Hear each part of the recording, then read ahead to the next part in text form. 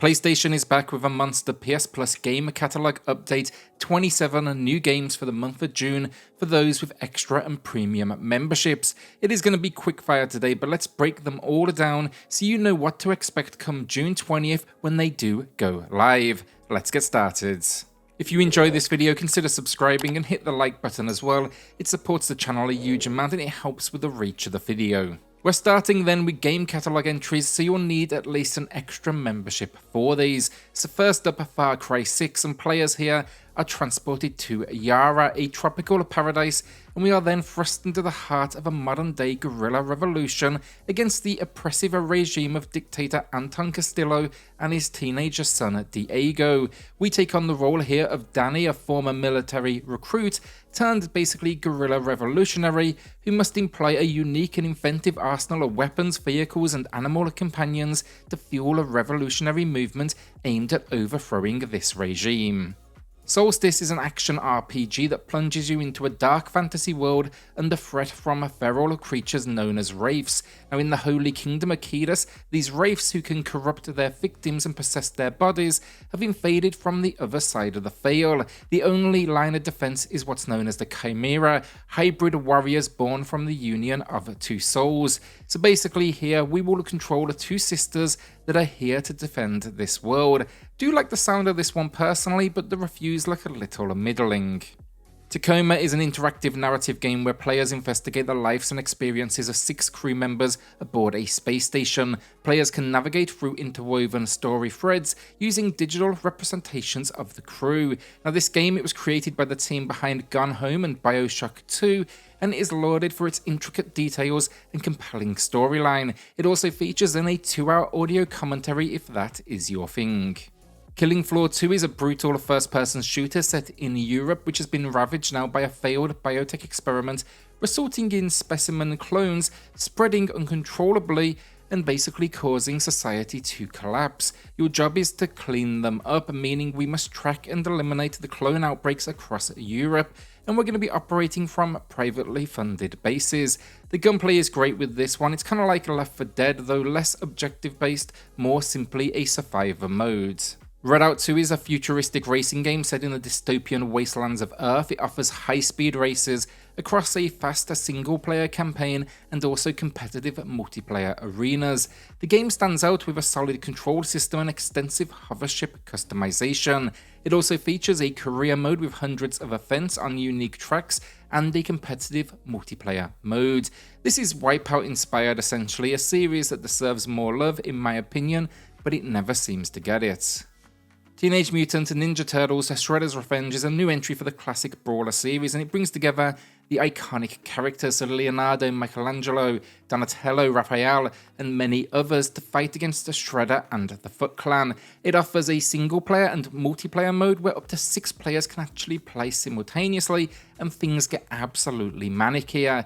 The 80s inspiration though was perfect, the gameplay is spot on, and the soundtrack is incredible as well. In my opinion, this game easily a must-play. Elex 2 is an open-world RPG from Piranha Bytes, creators of the Gothic and Risen series, and players here return to the post-apocalyptic world of Magalan, facing a new threat from the sky. They are powered by Dark Elex, endangering all life on the planet. Now as Jax, we must convince factions to unite against the invaders while working to locate our missing son Dex. The game's world is expansive and freely traversable via a jetpack, and NPCs here, they remember your actions, they will join or leave your group based on your behaviour, and their survival, it can also impact the storyline. I'm a big fan of this series, I played it on Xbox, and yes, it's kinda janky, but that is pretty much half the charm. The Talos Principle is a philosophical first-person puzzle game developed by a strong team known for the Serious Sam series, FTL, and Infinite Ocean. Now as a sentient AI, you find yourself in a simulated world of human civilization's grandest ruins, connected via a mystical cathedral. You must navigate through a series of intricate puzzles, each more challenging than the last, all while uncovering a metaphysical narrative about intelligence, purpose, and the world's end. This one just a fantastic devolver release. In Thief, you play as Garrett, the master thief known for his unmatched skill set and ability to execute the most intricate heists. This game, which includes the Bank Heister DLC mission, allows you to roam a city filled with heavily guarded mansions and dark corners. Your objective: to sneak, infiltrate, and of course steal. Now, with Garrett's arsenal at your disposal, you can silently neutralize guards, utilize various arrow types to manipulate your surroundings and adversaries, or harness your recently gained focus abilities to go ahead and boost your skills.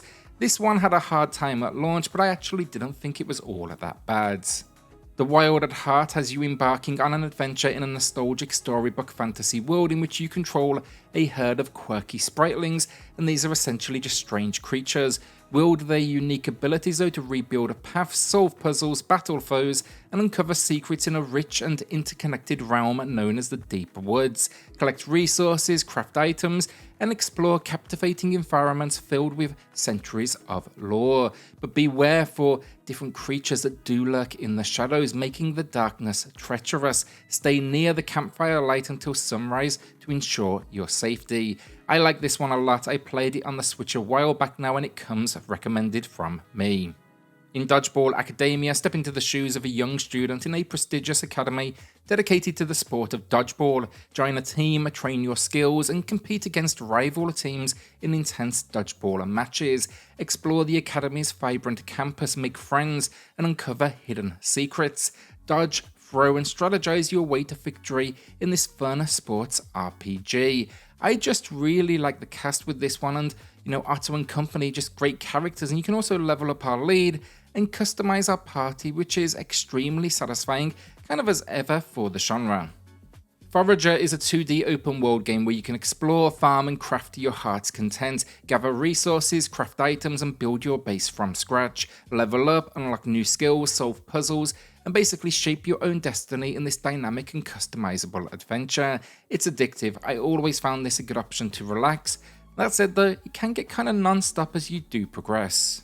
Carto is a charming adventure and will be taking on the role of title Carto on a journey to reunite with our granny. Now, with the powers to rearrange and manipulate the game map, players can shape the levels themselves, unlocking new paths, puzzles, and story moments.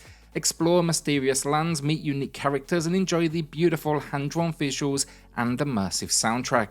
This one, it's right around 5 to 7 hours for gameplay, so it's definitely a good one for a quick playthrough. In A Hat in Time, we play a small space-travelling girl on a mission to recover her lost fuel of the timepieces when an accident occurs and they are scattered across planets. Now, with our trusty Top Hat, we must explore vast planets, jump, fight, and basically stitch new hats along the way that will grant new abilities. 3D platformer fans, you should definitely be checking this one out. It is highly underappreciated. 100 Days is a winemaking simulation game where we must build out a winery from choosing the vines to selling the wine itself. Every decision here will impact the quality and the reputation of our company. Grow different types of grapes, analyze the soil, and manage vineyard tasks like pruning and protection. Follow the winemaking process through to select the yeast and bacteria, and then eventually age your wine. We can customize bottles, build a sales network, even engage in marketing activities to increase our winery's reputation. I've always been a big management builder fan, and this is definitely a unique spin on the formula, and I actually do quite fancy this one. Vampire the Masquerade Coteries in New York is a single-player narrative experience set in the universe of Vampire. Now here, players choose from 3 predefined characters, each belonging to a different vampire clan. Basically, it seems the game's exploring the conflict between a few different groups. Engage in character-orientated quests, interact with unique NPCs, and make choices that do shape the story. Each character then offers different powers, ethical approaches, and dialogue options. Multiple playthroughs though are needed to experience the game's branching paths and perspectives fully.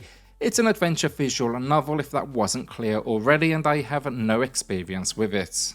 In MX vs ATV Legends, race against rivals in off-road action, compete on bikes, ATVs, UTVs in a selection of open environments, and expect everything here from races to challenges to customization. Honestly, didn't like this game personally, I thought it was incredibly weak, so let's just continue on. Lonely Mountains is a fantastic biking game set in serene mountain landscape, traversed through peaceful lakes, lush forests, and treacherous canyons. Choose your own path, whether it's kind of a leisurely scenic route or an adventurous off-road challenge. Packs a couple of control schemes to try out both there. It will take a little practice, but this is actually harder than it looks and it ramps up that challenge quickly. You basically need to overcome these different objectives to succeed, and I'm definitely a big fan of this. Deus Ex Mankind Divided takes place in a divided world where augmented humans are outcasts. You'll play as Adam Jensen, an elite covert agent, as you navigate a conspiracy-filled society. Utilize advanced weapons and augmentations tailored to your playstyle. Explore diverse locations in a near-future setting, and make choices that impact the outcome of the game.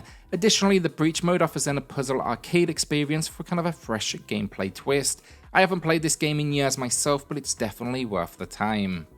Inscryption, the latest game from the creator of Pony Island and The Hex, is a unique blend of deck-building roguelike, escape room puzzles, and psychological horror. Dive into the dark and twisted world of Inscryption as you acquire a deck of woodland creature cards through various different methods. Uncover the unsettling secrets hidden within the walls of this cabin that we find ourselves in, and then embark on a disturbing odyssey that will challenge your sanity. Prepare for a mind-melting experience that pushes the boundaries of video game storytelling.